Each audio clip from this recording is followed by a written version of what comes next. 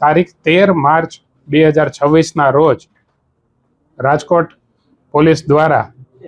ફરિયાદ નોંધવામાં આવેલી હતી કે પૈસાની ઉચાપત થયેલી કોઈ ટ્રાન્ઝેક્શનમાં, પરંતુ એનાથી પીડિત થઈને મેં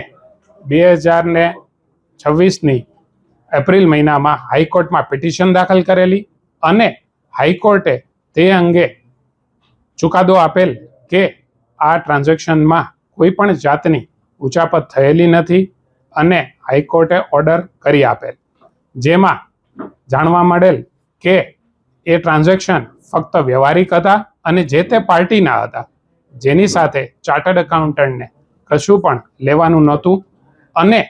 તેમણે ફક્ત અને ફક્ત પ્રોજેક્ટ ફાઇનાન્સના પ્રોજેક્ટ રિપોર્ટ બનાવવાની કાર્યવિધિ કરેલી હતી. હું 2005થી ચાર્ટર્ડ એકાઉન્ટન્ટ તરીકેની સેવા આપું છું, જેમાં પ્રોજેક્ટ ફાઇનાન્સ અને ગવર્મેન્ટલ સબસિડીઝ એનું અમે કામ કરીએ છીએ. મારી ટીમની અંદર મારી સાથે દીપેશભાઈ કટારિયા, પૂર્વી જાજલ અને અમે લોકો રાજકોટની MSMEને બધી સેવાઓ પ્રોવાઈડ કરીએ છીએ. આ પ્રકારના કોઈ પણ ટ્રાન્ઝેક્શન છે એ ઇન્ડિવિજ્યુઅલ વ્યક્તિઓના હોવાથી chartered accountant institute on the contrary જો કોઈ મેમ્બર્સ મિસકન્ડક્ટ કરે તો એને પનિશ કરતી હોય છે,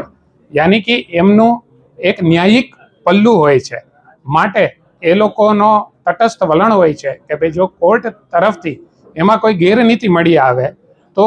કોર્ટ તો દંડ કરે જ, પણ ચાર્ટર્ડ એકાઉન્ટન્ટ ઇન્સ્ટિટ્યૂટ પણ દંડ કરતી હોય છે. આ સંદર્ભે ખાસ કહેવું કે ભાઈ ચાર્ટર્ડ એકાઉન્ટન્ટ ઇન્સ્ટિટ્યૂટ આખા ઇન્ડિયાની એક એવી ઇન્સ્ટિટ્યૂટ છે કે જેમાં કોઈ પણ એન્ટ્રન્સ એક્ઝામ આપીને આપે ક્રેક કરવાની નથી હોતી. કોઈ કોમર્સનો વિદ્યાર્થીને 55%, સાયન્સના હોય તો અંદાજિત 60% એ મેળવીને એ એડમિશન લઈ શકે અને